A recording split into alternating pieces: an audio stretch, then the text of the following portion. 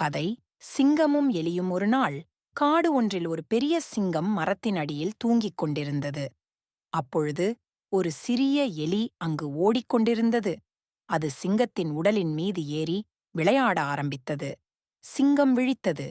அது தன் பெரிய கைகளால் எலியை பிடித்துக் கொண்டது. "நீ எவ்வளவு தைரியமாக என்மேல் ஏறி விளையாடுகிறாய்?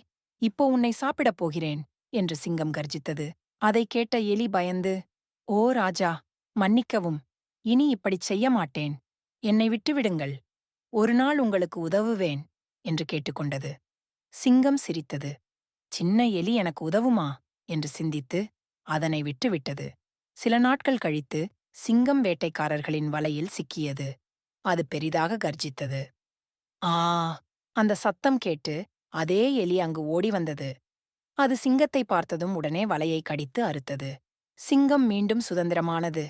அது மகிழ்ச்சியுடன் எலியிடம் சொன்னது, "நன்றி, சின்ன நண்பா. நீ உண்மையிலேயே பெரிய உதவி செய்தாய்."